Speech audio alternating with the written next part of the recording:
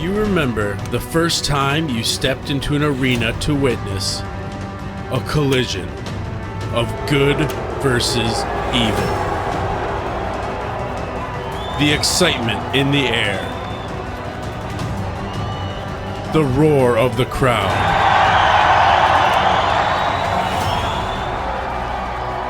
and of course, the blood.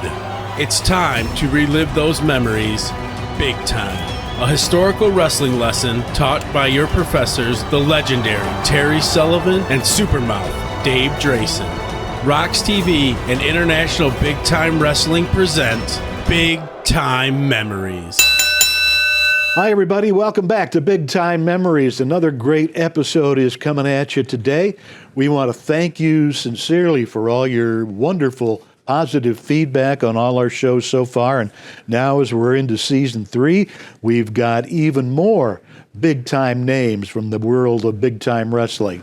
This is Dave Drayson, manager extraordinaire, mouthpiece extraordinaire, and photographer extraordinaire. In fact, your pictures are the pictures that we use mostly on this program today. So these are, in many cases, exclusive pictures that people may only have seen pirated on internet sites. Well, I guess my check that I wrote for you finally cashed, eh? Yeah, you gave me all these preps today. But, oh man, today, and like we said, thank you fans for, your comments and everything. And the guy we're featuring today came from one of the fans who said, you have to do a feature on this guy. Well, we've been talking about this guy since day one, and it just hasn't gotten done. We've always, we're going to do this instead. But we've talked about him since day one because he was one of the all-time biggest stars in the world of not only big-time wrestling, Michigan, Ohio, but around the world for 40 years. Yep, and that guy is Mark Lewin. Maniac Mark Lewin. Oh, we'll get to that later. Yeah, we're going to focus on big-time wrestling Mark Lewin. Maniac doesn't come till 63. We're going to start off a little before that. Yeah. Well, he was born on March 16th, 1937 in Buffalo, New York. And he had a couple other brothers in the wrestling business before him. Right. And his brothers were Don and Ted Lewin. Now, he had a sister also, right? Right, Sister Sally. Sally, that's the one. And Sally was married to Dangerous Danny McShane. Very popular old school wrestler back in the 30s, 40s, and which made him a brother-in-law to Mark Lewin. So Mark Lewin looked up to Danny McShane because he was very popular and a big-time, wrestler, all throughout the world. And Danny McShane doesn't get a lot of credit for being what originated Gorgeous George. Oh, yeah? Because George Wagner he was a good wrestler and stuff, but he just never made that big money. But when he went against Danny McShane, he would see these robes and fancy robes that Sally made for him. And Sally taught Gorgeous George's wife how to sew, and she started making his robes. Oh. And that, really became, epic, Sure. Really made him. That was an integral part of his persona were the frilly robes. Right. Just added to the persona. And having Mark Lewin a brother-in-law like, Danny McShane. Well, Danny McShane was showing him how to wrestle and stuff. Mark, showed an interest at a very young age. And Mark Lewin made his debut wrestling on June 30th, 1953 as a 16-year-old kid. Yeah. And he went against John Cretoria, and he drew with him in Southgate, California. Danny McShane took him in, and they pulled a little fast one and got him a license. Got Mark a license because he had to be 18. Right, and he wasn't old enough. Yeah. So he pulled a few strings there, and the world of Mark Lewin started, in 1953. Well, lying about your age wasn't only restricted to that particular brother, because his brother Don did the same thing to get into the service.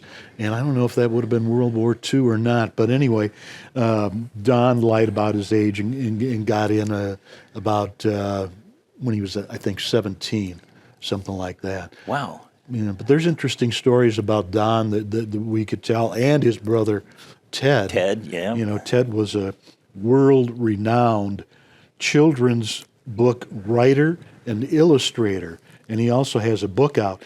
And if you want to check out any of his work, just Google Ted Lewin. Yeah. Then Don, excuse me, Don, after when he was in the ring, after a while, maybe when he started losing his hair, he started wearing a mask. And the people at Big Time Wrestling saw him many, many times because his name, you remember his name under the mask? No, I don't. I didn't know this. Really? Tell me this one. You learn something new every day. The Executioner.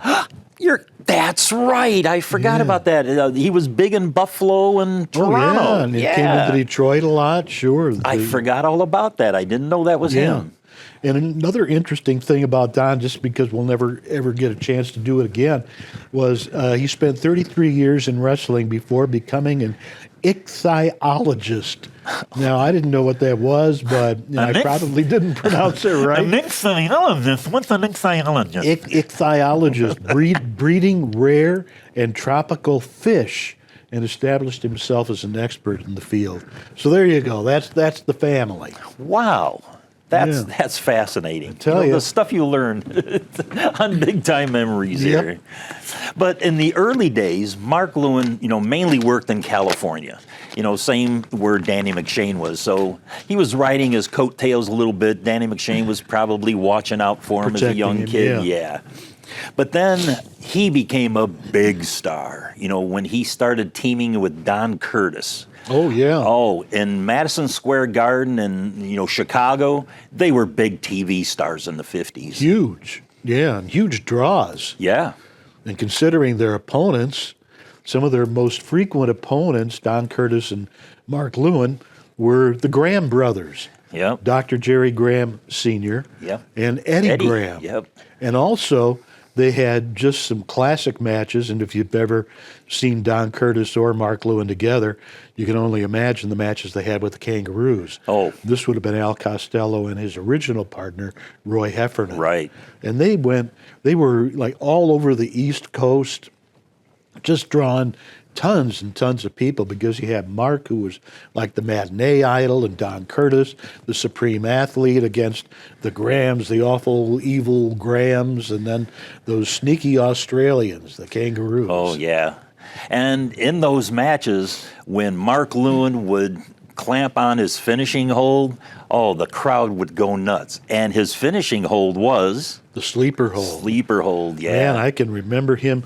He'd get his opponent, he'd whip him into the ropes, the guy would bounce off the ropes, and Mark could just grab him right around the head. Grab him and turn around, and clamp that thing on. Yep. Oh, I can't tell you how many times. Because Mark Lewin was one of my favorites as a kid, besides Bobo Brazil, until that changed, Bobo, Mark Lewin, and then somehow I made the heel turn and went to the Sheik. Went to the dark side. Yeah, but Mark Lewin was one of my favorites, and, I'd watch him on, CKLW Channel 9, and, when he'd clamp that sleeper on, I'd grab one of the pillows off my couch, squeeze that pillow. Sleep too. Yeah, and it worked too. You got good at it. Yeah, but sometimes, because I used to beat that pillow 2 out of 3 usually. Never made a comeback. No.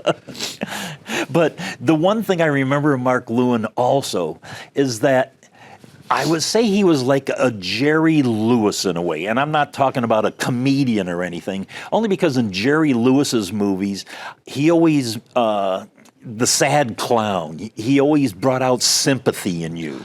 Yeah. And Mark Lewin would do the same. When he would be getting beat up, or you thought that the world was ending and he was just going to lose, he'd go out of the ring and he'd stagger through the crowd. just like, walking Knocking around through and then, chairs, sit yeah. on, somebody's seat and, just, wail back. And then there's times I remember him going up, into the crowd, into the blue or the red seats at Cobo. Yep. He'd walk up the ramp and just stagger. And the fans just like, grabbing him and Yeah, like, trying to help him. you're trying to help him, sending him back to the ring and stuff. And there'd be like Killer Carl Cox or Bull Curry, just waiting for him, and the referees trying to hold him back, just waiting for Lewin to come back. But then when he would come back into that ring, he'd take a few more punches, and then you could see, he's going to make that comeback. And the fans just erupted and helped him, and then when he made that comeback, boom, boom, boom, sleeper hold, good night, nurse. Yeah, just very, very expressive and really really knew how to elicit the emotions he wanted from the people. Again, it's psychology. Yeah, wrestling psychology at its best, old school, I don't see that kind of thing anymore. Well, not too much, no. The only sympathy I see is like a stinkeroo match on TV these days, and I don't watch too much of the old, this new stuff. Be nice. Oh, but Mark Lewin was one of those guys who, ventured far afield. He didn't, just keep his, wrestling in, like, say, the big time wrestling territory or New York, Chicago. He did travel all across the country, but he traveled the world. Yeah. I mean, he was a big star down in Australia and New Zealand. Huge. Yep. Huge. Yeah. He was like the champion down there, Yeah. and he was the matchmaker. Yeah, and I mean his biggest feuds, especially down there with Killer Carl Cox and King Curtis Iakia. Sure. Oh man, the bloody matches that they had. You'd see it in Wrestling Review or Wrestling World magazine. They were just bloodbaths. But he was a champion, and his name was always on top. He was always a main eventer.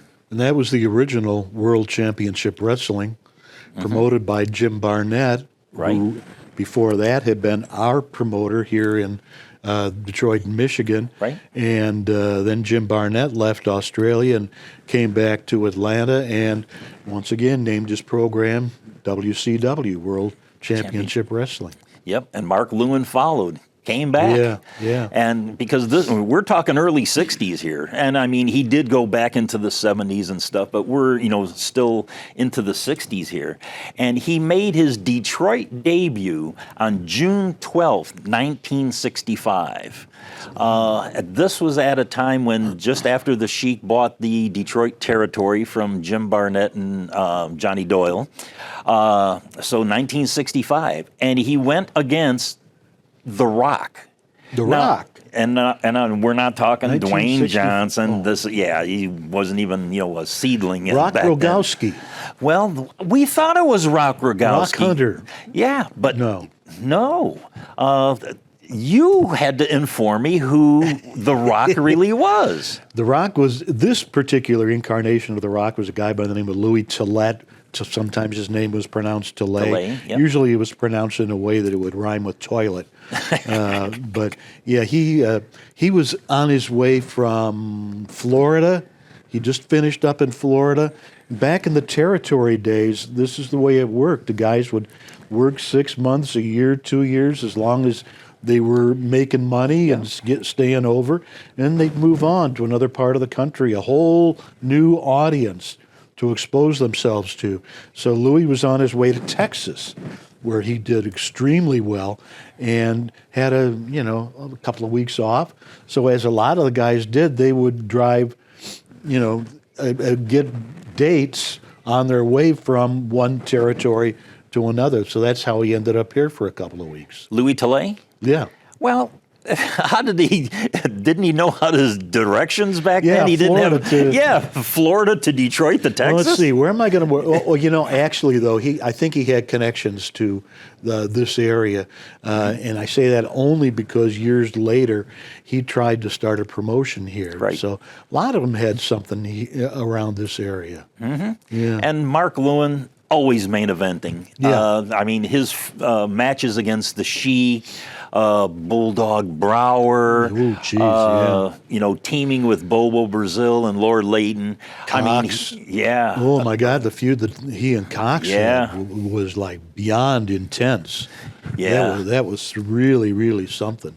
And then, you know, he was main eventing, semi-main eventing every show on Kobo, and then he just one day gone up and left. You know, he moved on to another territory. Him and the Sheik were really good friends because I thought both of them were Lebanese. You know, and Mark's Jewish. Now, yeah, because didn't they say Mark Lewin, they always promoted him as the Israeli champion? Right. Yeah. Did you ever see a belt that said Israeli champion? Nope. It might have been the belt that he put through the loops of his pants. That's the only one I know. Can I back up just a second, because I wanted to get this in just because I think it's so cool. When Mark first started in California with Danny McShane, do you remember the name they gave him? No. Skippy Jackson. Really? Yeah, he was Skippy Jackson. And, you know, 30, 40 years later, I'd be in the dressing room and hear some of the old-timers refer to him, hey, Skippy. Wow. Yeah, that sort of stuck with him all those years. Could you imagine if, you know, you and I were in the dressing room and said, hey, Skippy to him?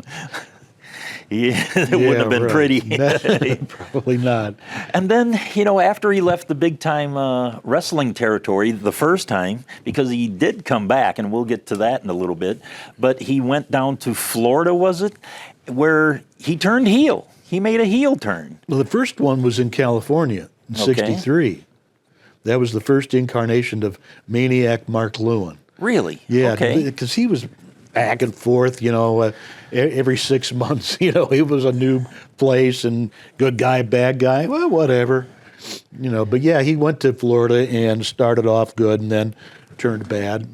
Well, in California, was he, you know, sadistic Skippy there, or was he Maniac Mark? No, he became Mark Lewin. And in fact, his first opponent in '63 after he turned heel was Bobo Brazil. Really? Yeah. Wow.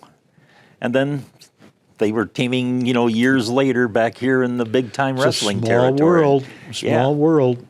Well, let's talk about, you know, when he made his heel turn to Maniac Mark Lewin, you know, that, you know, everybody knows about, you know, these days, you know, and he was managed by Gary Hart, you know, at that time. You know, and was this pre, who's the other guy who had the faction? You know, Kevin Sullivan? Kevin Sullivan, Yeah. There you go. I think Gary Hart was Texas and Sullivan was Florida. Okay. Because Mark was in all those locations. I can remember that.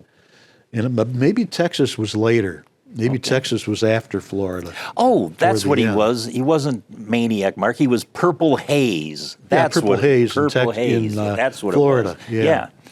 And at one point, I guess this had to be maybe in the 70s, correct me if I'm wrong, didn't he try to run an opposition promotion against the Sheik in Columbus, Ohio? He did. Yeah. It was a Bobby Davis. Now, there's a name from the past. We've talked about him here. He was one of the first managers in New York City, in the New York territory. He managed Buddy Rogers, the world champion, and a whole bunch of others at that time. He was a wrestler. Would have preferred, I think, to be a wrestler, but he was considered to be too small at that point in time. But yeah, Bobby Davis, Mark Lewin, Carl Cox, Buddy Rogers actually came in. Exactly who the financing came from, I'm not certain. I think it might have been Bobby Davis. So he did their commentary on there, and it was Wrestling Classics. And they wrestled mainly in Dayton, Columbus, and Cincinnati, and didn't last very long. They lasted maybe a year and a half. Handsome Johnny Barron was there also. Yep. Yeah. And Cowboy Bob Orton's dad. Bob Orton Sr. came in for just a little bit, but very quickly the big names sort of saw the handwriting on the wall, this ain't going anywhere, and they got out and went to another territory. Yeah, but Sheik always welcomed him back. Yeah, he sure did. You know, because he wasn't the first one to try to go against him. Nor was he the last. Yeah. But here, I got to tell you this story. First time I can remember, this would have been in maybe 1966. I was a young kid, 10, 12 years old. And Mark Lewin, it was his first time going against the Sheik at Cobo Arena. Oh, wow. And I was so excited because I was still a Mark Lewin fan. And this incident may have changed me over to my heel turn. I wanted to give Mark Lewin a present. I wanted him to beat the Sheik so bad. So I was in the back, you know, back by the curtain, by the back door, you know, and George Cannon came out. And I says, can you get Mark Lewin for me? I have a present. So he goes and gets Mark Lewin, and Mark, you know, opens the door, sticks his head out, and then I go, Mark, you know, here, you know, I give him this present wrapped up and stuff, and I says, you know, I really want you to, you know, beat the Sheik tonight, you know. So anyway, he took the present, thanked me, and he closed the door. So it was like maybe the next show. I mean, he didn't beat the Sheik that night, but the very next show, I see George Cannon. He says, hey, I got to tell you something. I says, what's that? He goes, remember that gift that you gave Mark Lewin? I says, yeah. He says, well, he opened it up, and it was a pen and pencil set. I go, yeah. He says, he opened it up, and he threw it in the garbage. I go, you're kidding me. My Mark Lewin did that? And it's like, I think that was my heel turn to when the next time he went against the Sheik, I'm going for the Sheik. It doesn't surprise me. Mark was not really friendly with the fans. Yeah. In some of the towns, you could actually interact with the wrestlers and meet them. Sometimes they would stand by the dressing room and watch the matches as they went on. People would go up to him trying to get an autograph. Mark Lewin would just really ignore everybody, unless you were a pretty young lady. Yeah. Then he'd give you an autograph. But other than that, forget it. But, you know, behind the scenes, he was just a load of fun, a really fun, happy-go-lucky, carefree kind of guy. Really funny. Yeah, but here's what happened. Oh, now, okay. this is the addendum to this whole story. This was 1966. Fast forward to maybe 2012, maybe 2008. I'm not sure the exact date. But it was, we were at the Pro Wrestling Hall of Fame, and Mark Lewin was going to be there. You know, and this is the induction that the Sheik was going in. So I had to be there because I was supposed to give the induction speech. So anyway, Mark Lewin, you know, the night before the ceremonies and stuff, he's in the bar. We're all in the bar there in Albany, New York. And so he's there, and I had a couple pictures, you know, old pictures that I had. So I go up to him, and I said, Mark, you know, I'd like to, you know, give you these. And I told him who I was, and blah, blah, blah. And I go, I have to ask you this one. So I told him about the pen and pencil gift set story. And George Cannon said, you threw it in the garbage. And he denied it. You know, he says, no, I didn't do that. But he didn't remember the pen and pencil, you know, thing anyway, you know, 50 years later, you know, so. Well, I got to be honest, a lot of people did give presents to the wrestlers on a regular occurrence, especially the young ladies, and most of them did end up in the garbage. That depends what it was. I used to get stuff as, you know, when I was managing, and, you know, I remember one time, I can't remember the gal's name, but she was from Cincinnati, and I remember her house was right on the Ohio River there? Yeah. Yeah. I mean, beautiful big house. And, you know, she had me over for dinner once or twice and stuff, but, you know, she found out that I liked to play tennis. And it's like, you know, I had this old wooden racket, and this is back in the 70s, so she got me a new tennis racket, one of those new metal ones and stuff, and it's like, holy, but Jesus, you know, thank you. But, you know, the stuff I'm talking about getting thrown away is a little stuffed animal or a keychain or, you know, something like that. No, I don't need it. Yeah. But Mark Lewin, he ended up retiring in 1987, and he lost to Tom Pritchard in Houston, Texas. But he retired then, but he didn't have his final match until 15 years later. And it was June 9th, 2012 in Fort Sill, Oklahoma. And he went out as the Purple Haze, and he teamed with Scott Phoenix, and they beat Danny Matthews and Mitch Baxter. 2012? 2012, I found that result. How old was he in 2012? Well, let me do that. My math is 75. Yeah, about 75 sure years it wasn't old. the new Purple Haze? No. Andrew? No, that's the word I had. Wow. But when I Jeez. met him at the Pro Wrestling Hall of Fame, his wife was there too, and his wife was named Linda, and beautiful gal. And it is said that he married her and really, met her in Singapore, and she was supposed to be royalty there. So I don't know the complete story, but he's still married to Linda right now. Yeah. She was royalty, had a lot of money, right? Yeah, well, if he's able to, live and afford to live, in the San Juan Islands, in Washington State near Seattle, maybe she did have some money because, wrestlers, back in the day, they weren't known for saving money and, retiring rich millionaires like, a lot of them are today. Yeah.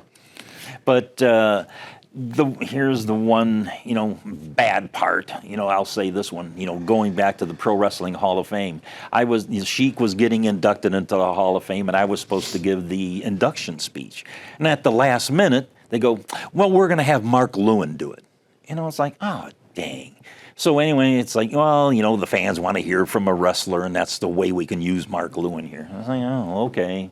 So anyway, Mark Lewin gets up there, gonna introduce, induct the Sheik, and all he did was talk about himself. I did this, I did this, I went against the Sheik, I did this, I did that, and it's like I sat there so disgusted. The Sheik was rolling in his grave. I did, once or twice at least. Yeah. So. Wow. That's too bad. Yeah. But, he became a Pro Wrestling Hall of Fame inductee in 2009. I'm not sure if he went in as Mark Lewin on his own or as a tag team with Don Curtis. I think both. Oh, no. Really? Professional Wrestling Hall of Fame, he went in with Don. So as a tag team. Yeah. Also in the Wrestling Observer newsletter, Hall of Fame, which is a pretty exclusive company to be in. It's voted on by wrestlers, promoters, and writers of the sport. I got to tell you though, one of the more famous scenes I think that I've involved with professional wrestling involved Mark when Kevin Sullivan was summoning the Purple Haze from the waters of Florida. Do you remember seeing that? I saw that. And Mark came walking in from the ocean as the Purple Haze. And his eyes rolling back of it in his head. Kevin brought him in from the waves of Waikiki. That's what they call it. Yeah. But, I was never, I'll say this, I give him props as, Mark Lewin in Big Time Wrestling here when he was a baby face. God, I just loved him. He was great. Yeah. But then, I never really got into the Maniac Mark Lewin or the Purple Haze thing, and so many younger fans, that's all they know him as is Purple Haze. They didn't realize he was a baby face at one time. Yeah. Big time. Yeah. But boy, few others have been able to maintain that level, that main event kind of level, for as many years as he did. 40 years, not that he was main events right at the beginning, but within a year or two, he was tag team champions in California. Yeah, and you're always in perfect condition. Yeah. He always looked, physically fit. Even when I saw him, in, the 2000s, he looked great. Yeah. And lost all his hair, but still looked great. That was another thing that sort of changed about him, though, with his personality, was his body type. Because he'd be really cut, and the next time you'd see him, not so much. Just something he did. Yeah. And, well, that's our episode on Mark Lewin. Hopefully, Big Time Memory fans enjoyed it. Thanks for making the suggestion. And as customary, Terry, take us out with a outro on the Maniac. All right. Skippy. As we put the sleeper hold on this episode, ladies and gentlemen from New York City, weighing 250 pounds, Mark Lewin.